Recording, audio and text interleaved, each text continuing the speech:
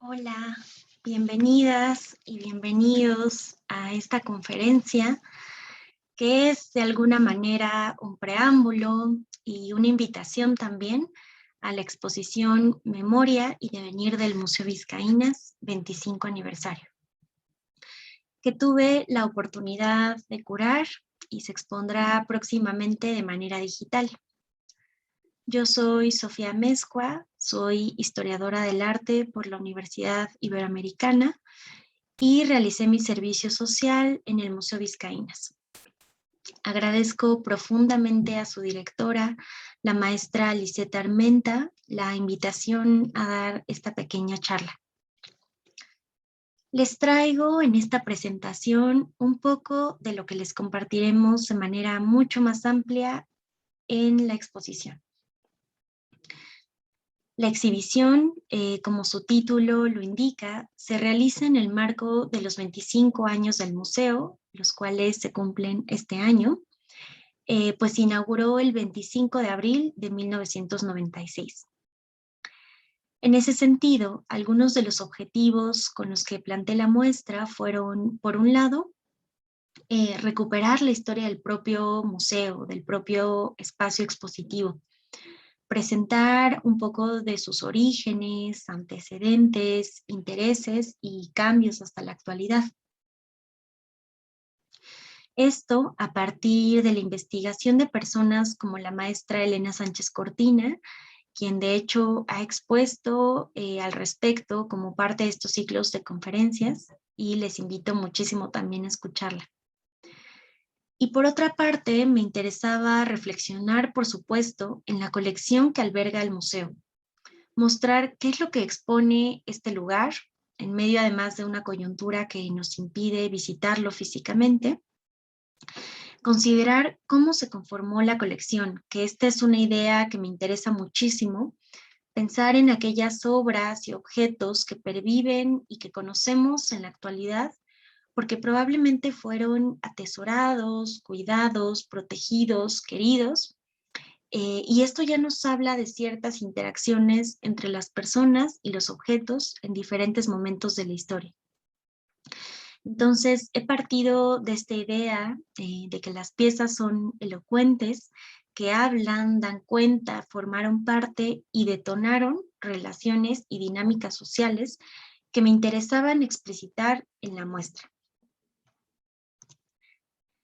El ejercicio que supuso esta exposición resultó muy interesante, muy retador también, en tanto que implicó poner en diálogo temporalidades y narrativas múltiples que convergen en el maravilloso y complejo espacio que es el Colegio de San Ignacio de Loyola. El primer núcleo se centra precisamente en este espacio. Como pueden ver, se llama el Colegio de San Ignacio de Loyola, siglos XVIII al XX, vida cotidiana y cultura material.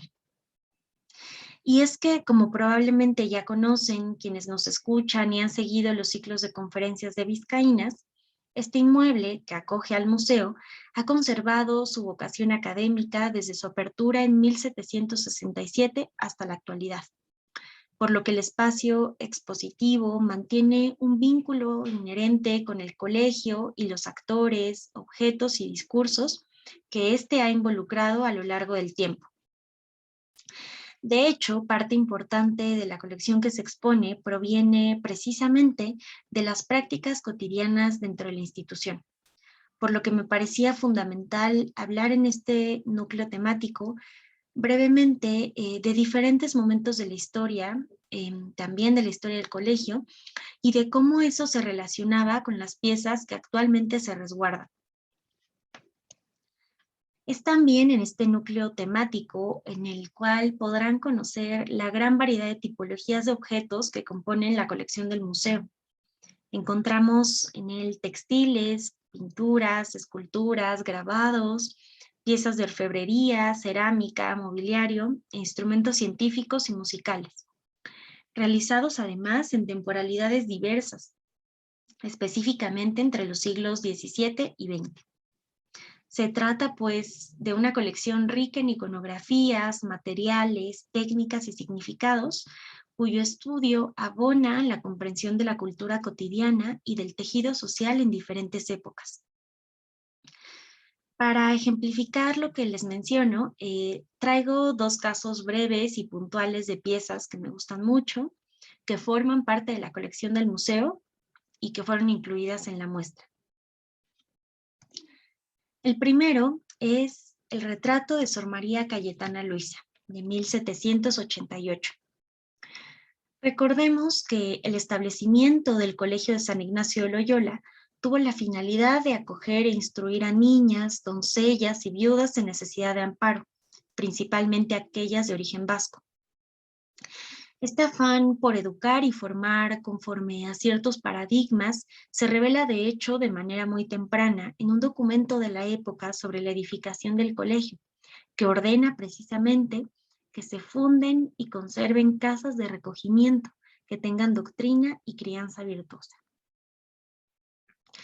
Este tema de la crianza virtuosa y lo que ello implicaba, cómo se concebía en el caso específico de la Nueva España y de Vizcaínas, es muy amplio. Sin embargo, me interesan puntualmente ciertos aspectos de la vida cotidiana en el colegio que se pueden conocer a través de las constituciones que regían precisamente las actividades y tiempos que debían dedicar las colegialas a cada una de ellas para vivir y encarnar esa virtud, esa crianza virtuosa. El artículo 25 de estas constituciones nos revela que el colegio concibió sus ideales pedagógicos en relación con el fomento de los valores morales y religiosos dentro de la fe católica, que se fomentaban a través de prácticas como la costura, el bordado, el acudir a misa diariamente, rezar o realizar los ejercicios espirituales de San Ignacio de Loyola. De acuerdo con los paradigmas de la época, era a través de estas actividades que las colegialas adquirían los patrones culturales necesarios para que posteriormente optaran por el matrimonio o la vida conventual. De hecho, autores como Gonzalo Obregón llamaron la atención sobre las similitudes entre la vida en Vizcaínas y la vida religiosa en un convento, a partir de aspectos como la clausura en la que vivían las educandas y también las monjas, y asimismo por el papel tan fundamental que tenían los ejercicios piadosos dentro de las prácticas cotidianas del colegio. Y bueno, es en este contexto que resulta profundamente evocador y persuasivo este retrato, con el que muy probablemente estaban familiarizadas las colegialas. La obra muestra a María Josefa Pérez González Alcalde, quien fue colegiala en Vizcaínas hasta 1787, año en que ingresó como novicia al recién fundado convento de capuchinas de Santa María de Guadalupe.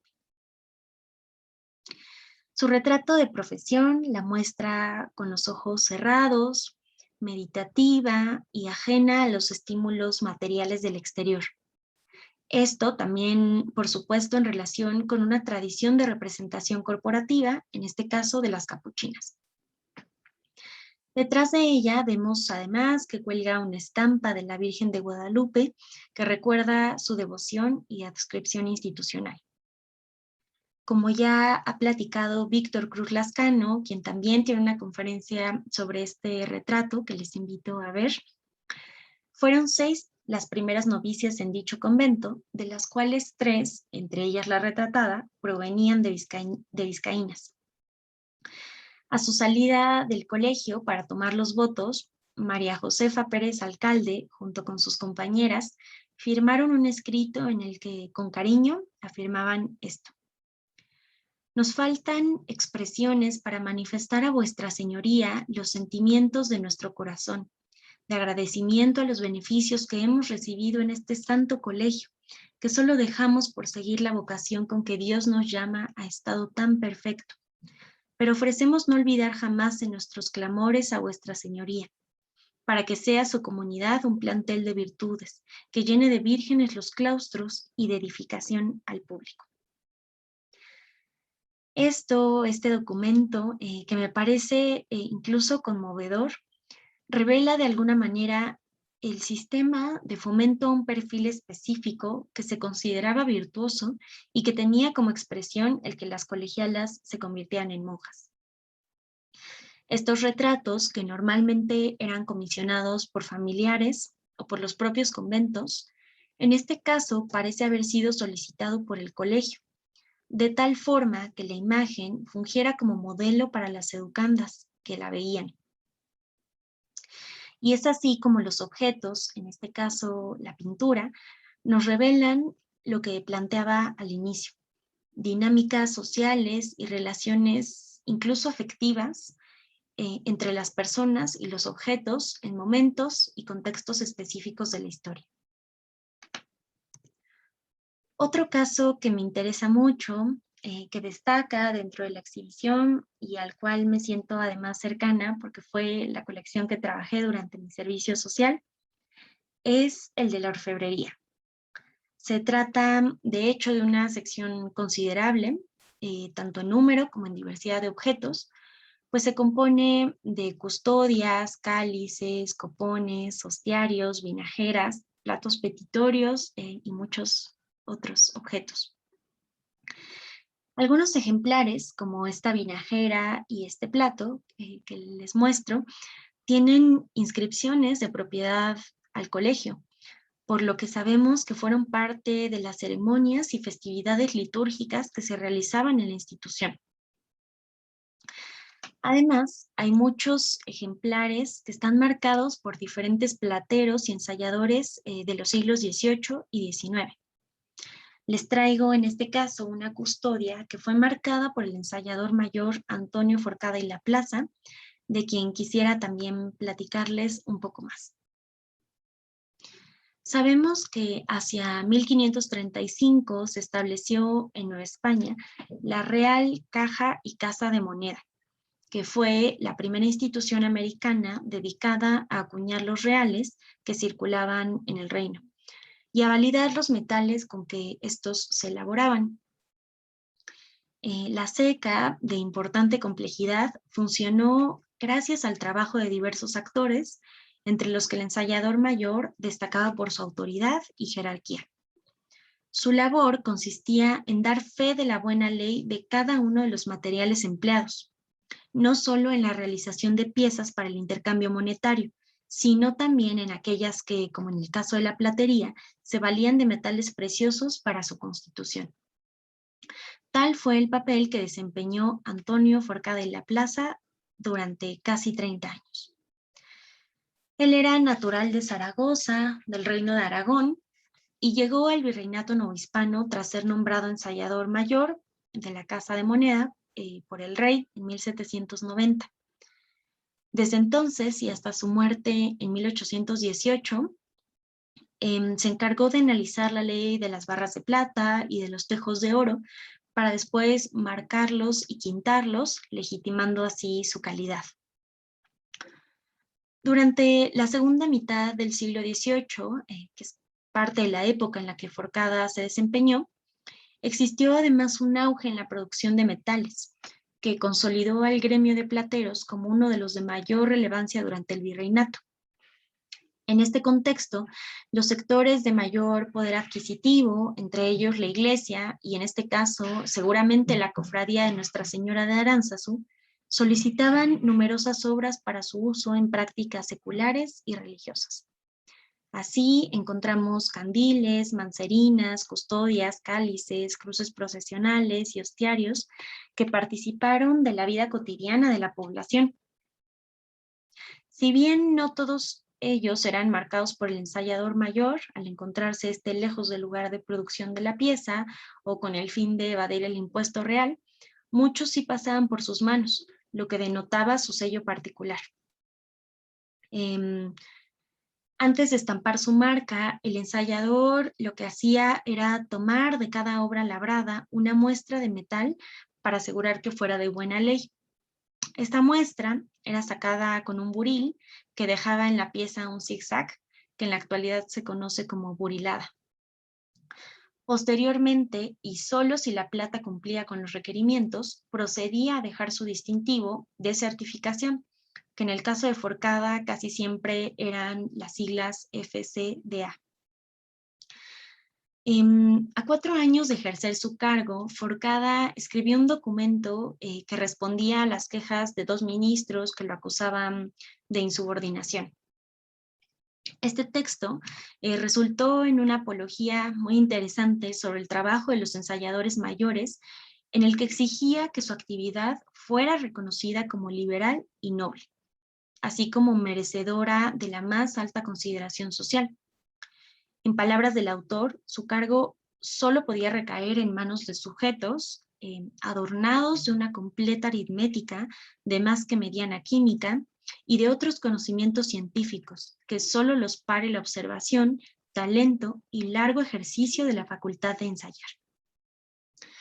Por todo lo anterior, hoy en día sabemos que las piezas que ostentan la insignia de Forcada no solo constituyen ejemplares exigentemente autentificados, sino que también son testigos de una época de nuevas consideraciones en torno a los plateros, entendidos entonces como verdaderos artistas. De alguna manera adheridos a nuevos valores propugnados, por ejemplo, por la academia, Forcada aludió a la liberalidad y nobleza de piezas como esta. Y bueno, elegí estos 2 casos particulares porque me parecía que dejaban ver la manera en que el acervo se relaciona y nos habla de diferentes actores, contextos, tanto específicos del colegio como de dinámicas que se desarrollaban fuera de él, pero que también tenían vínculos con este, como es el caso de las piezas de orfebrería que se comisionaban y usaban en el colegio. Y bueno, el segundo núcleo temático del que hablaré ahora muy brevemente se enfoca, como les platiqué al inicio de la charla, en la historia del museo. Hablamos de momentos clave en la conformación de este espacio expositivo, desde el primer museo proyectado a finales de los 30, principios de los 40, por Pedro Lascurain, quien era presidente del patronato del colegio, y cuya labor estuvo acompañada del historiador Gonzalo Obregón y la exalumna y exdirectora Julia Morner, hasta la actualidad. Es decir, que se realiza un recorrido temporal que va de estas primeras valoraciones históricas, estéticas de las piezas, ya pensadas para contemplarse con una finalidad no precisamente devocional ni tampoco utilitaria, hasta los esfuerzos que se realizan hoy en día para convertir al museo en lo que busca ser, y ya es hoy también, un espacio de aprendizaje, de diálogo, una plataforma que desborda el espacio físico para posicionarse en otros medios como el digital y que realiza múltiples esfuerzos para ello. Esfuerzos a los que además se suma con entusiasmo esta muestra. También en este núcleo temático me interesaba mucho reconocer el trabajo de cada una de las directoras del museo, nombrarlas y hacer del conocimiento de los espectadores el impacto que cada una de ellas ha tenido en el enriquecimiento del espacio. Por ejemplo, en el 2014, durante la gestión de la maestra Elena Sánchez Cortina, se comenzó un proceso de reestructuración del espacio expositivo para presentar una exhibición organizada en núcleos temáticos, y se logró incluir 4 salas adicionales dedicadas a la educación y la vida cotidiana en el colegio. Ese mismo año inició el proceso de registro de las piezas con la declaratoria de monumento histórico por parte de la Dirección de Registro Público de Monumentos y Zonas Arqueológicas e Históricas del INAH, con un equipo encabezado por la maestra Leonor Labastida Vargas. Y en fin, esto solo por mencionar algunos de los aspectos que han fortalecido el museo, que forman parte de su genealogía y devenir. Y bueno, me queda celebrar el aniversario del museo y reconocer que a 25 años de su apertura es un espacio que refrenda su compromiso con el resguardo, conservación, restauración, investigación, difusión y exhibición del patrimonio artístico y cultural. Y bien, eso es todo. Espero que esta pequeña probadita de la exposición despierte curiosidad e interés por visitarla digitalmente muy pronto. Y quisiera también decirles que más que buscar transmitirles lecturas definitivas de las piezas, me encantaría que sus espectadores, ustedes, pudieran verla, pensarla como un punto de partida para futuras aproximaciones al acervo, que en realidad es muy rico y que permite ser analizado desde múltiples ángulos y distintas perspectivas. Y eso es todo. Muchísimas gracias.